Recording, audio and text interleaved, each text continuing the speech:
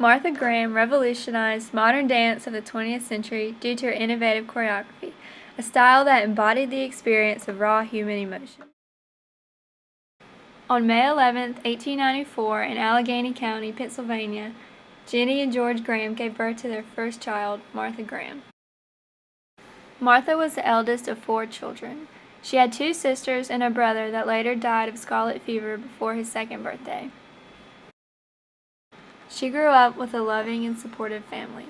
With a soft-spoken mother, Martha's father, Dr. George Graham, took over the household as the ideal family man. Throughout her teenage years, Martha took up several hobbies such as basketball, theater critic, author, and a literary manager. When she found dance, she knew that this was her passion. Her father was also very supportive of her dancing and was the first person to realize that she tended to express herself through movement. Besides her father, Martha's dancing was influenced by many other people and experiences.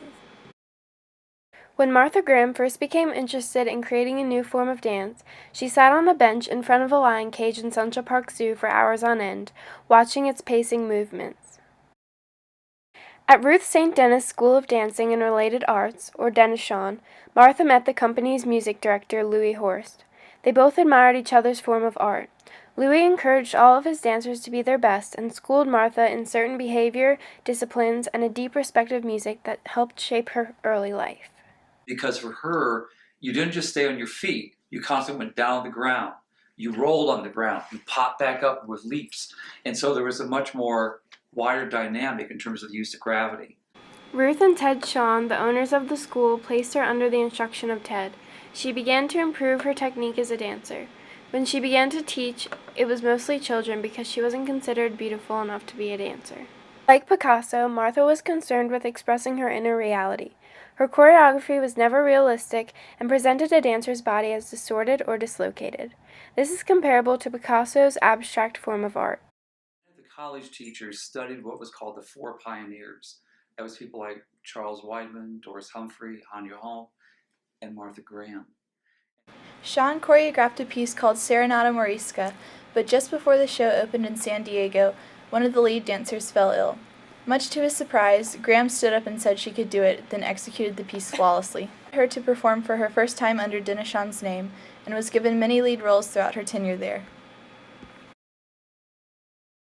In 1923, after 8 years at Denishon, Graham began dancing in the vaudeville shows of the Greenwich Village Follies. Though she was able to design and choreograph her own dances, Graham was mostly dissatisfied with her experience there. She then began teaching at Eastman School of Music, where she was given complete control over her classes and the entire dance program. Graham used this as an opportunity to engage her best pupils in the experimental dance she was beginning to create. She choreographed many dances and worked with several people that had great influence on her, including Eric Hawkins, who was the first man in her company and later became her husband. Together on her projects American Document and Appalachian Spring, this piece focused on the idealistic representation of the blissful happiness of post-World War II America. There is softness in this piece that is greatly attributed to Hawkins' presence. Unfortunately, their passionate marriage was short-lived, and this caused Graham to delve deeper into her identity as a dancer. She created a dance with her then lover, and then later her husband, Eric Hawkins, that showed a great deal of softness.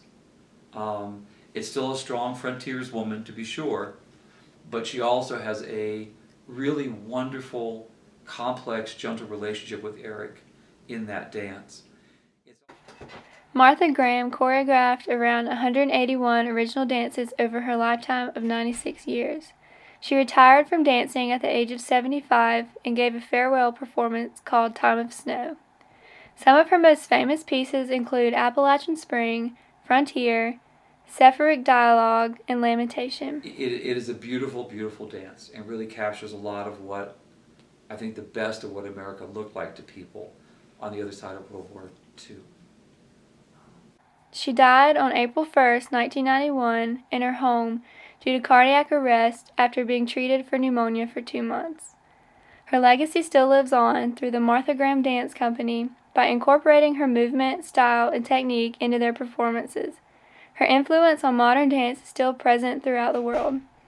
Martha Graham's continued experimentation and her constant attention to human emotion and perseverance is one of the greatest individual achievements in American cultural history.